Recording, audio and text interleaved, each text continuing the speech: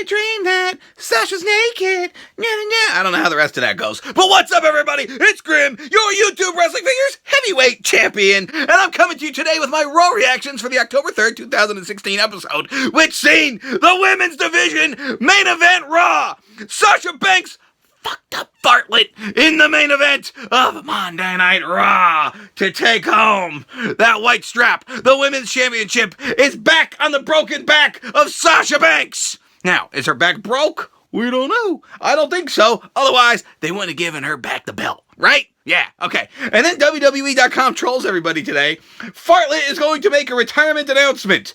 She's just retiring her boots. Clickbait city, bitch. Anyhow, this matchup was pretty friggin' phenomenal. Who's seen Bartlett do some big flying flip off the top rope, damn near kill herself, but she missed Sasha Banks? I don't know. She did that big giant flip off the top rope just to hit her with her arm. I don't know. It was a good match though. All in all, it was a good match. Sasha Banks wins with the Banks statement when she made Bartlett tap out. Now luckily, Dana Brooke was not at ringside thanks to Bayley. Bayley beat the crap out of her backstage.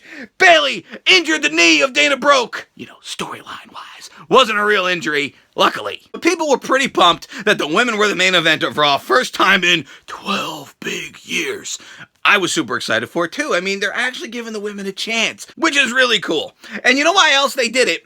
Because it's Breast Cancer Awareness Month. We have to protect the titties. The titties are under assault from that bullshit breast cancer. And, you know, they had Enzo and Cass in the ring with some breast cancer survivors. And I really felt bad for the segment here because it was kind of cringy. These poor women, they're survivors of breast cancer. And they just look bewildered. They're like, oh my God, what's going on here? They're going to give us replica belts, but they're not going to beat us up, are they? I felt bad for them. They really looked a little bit bewildered. Like they're in the middle of a wrestling ring and they're just expecting wrestling to happen. Thank God Enzo and Cass kept it under control. And we got to see a little bit of their soft side, SAWFT. The funniest parts for me was Roman Reigns opens the show talking about how his family line, you know, The Rock and Yokozuna and the Usos and Rocky Johnson and Alpha and Sika and every Samoan is somehow related, including Nia Jax. I don't know. All the Samoans are part of the same friggin' family.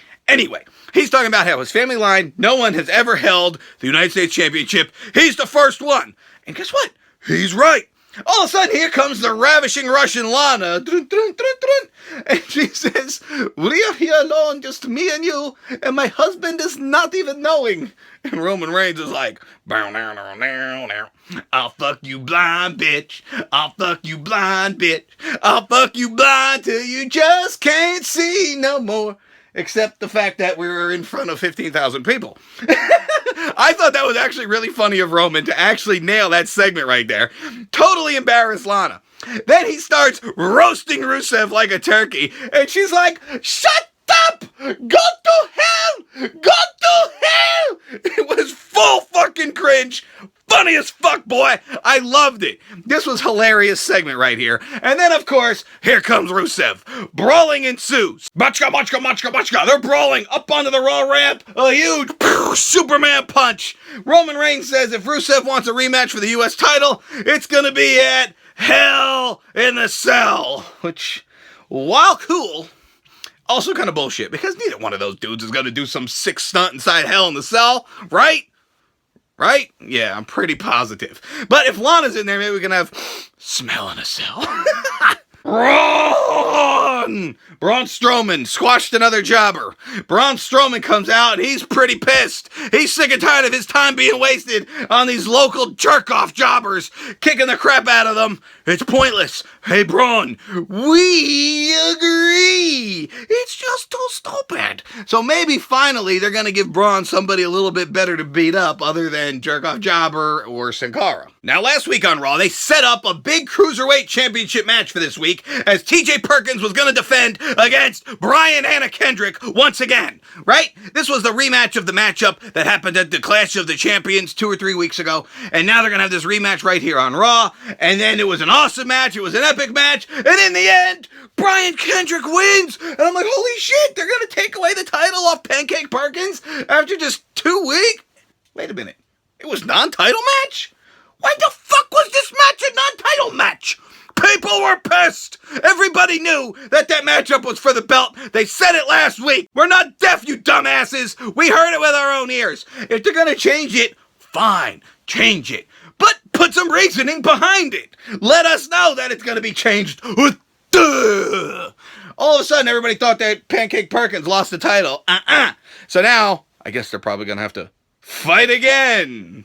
Brand split, where we get to see every match 16 times. Thank you, brand split.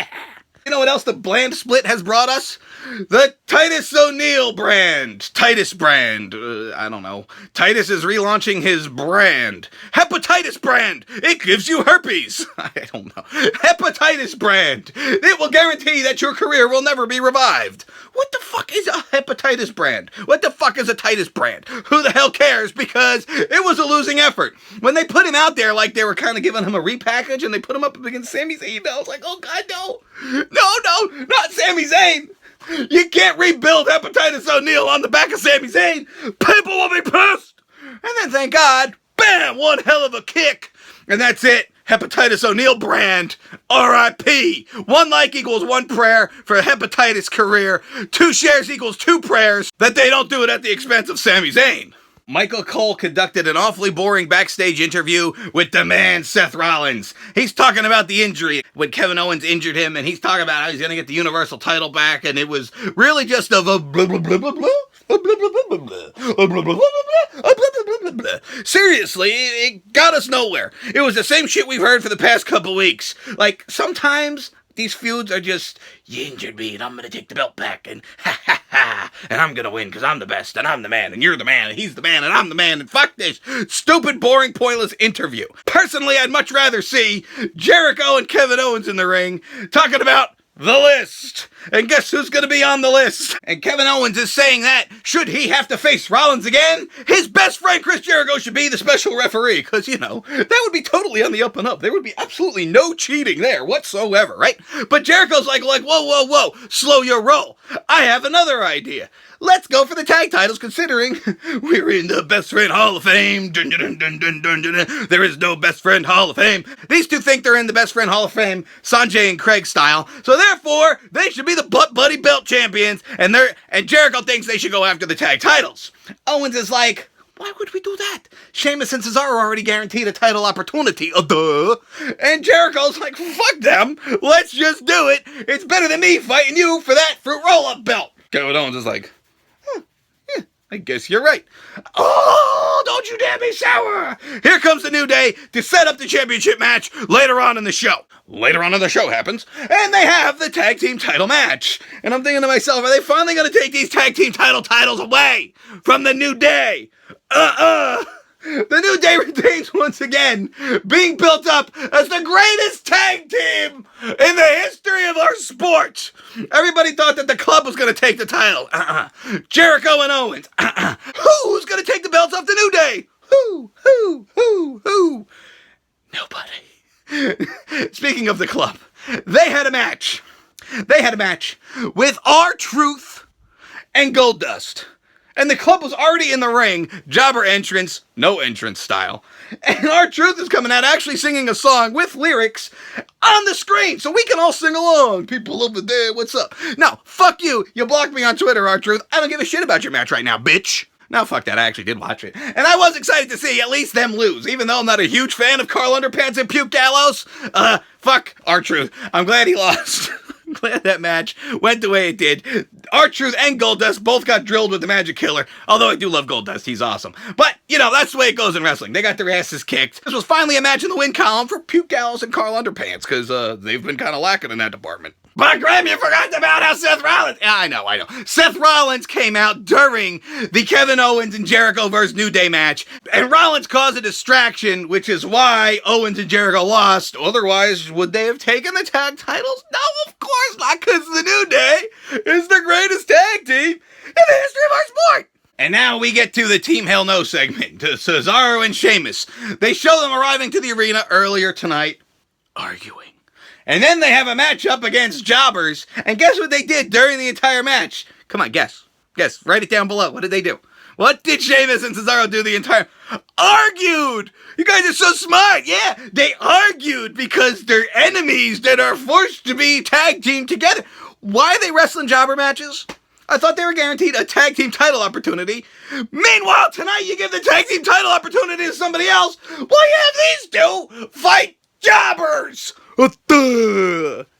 I don't know. Sometimes I swear to God, they're like, oh, I have a great idea. Oh, no, wait, fuck that. Let's do something else. But what are we going to do about that? Oh, who cares? Fuck it. We don't care. We don't know. Why should we give a shit? We're just writing the show. Okay, and I think the final thing I want to mention is that Rich Swann, a guy I really like, he's one of the cruiserweights. He's dancing his ass off.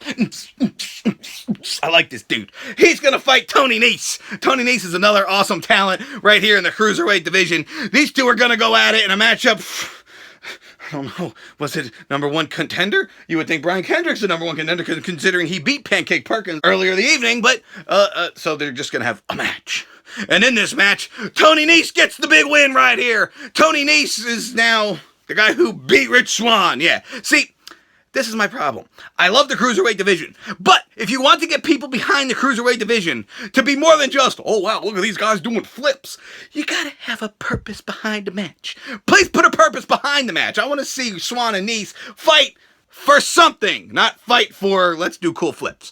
So that's pretty much it for my Raw reactions. Let me know what you thought of the show in the comments below. And I thank you guys for watching my Raw reactions. You guys make this possible every damn day of the week. Stay safe from those goddamn creepy clowns out there. They're all over the country now, apparently. Don't worry, the Grimster's gonna put them through a table for you. And if you're not down with that, we got 3 words for you. Eat it, yeah! Please like this video, leave a comment, and subscribe for more Grim out!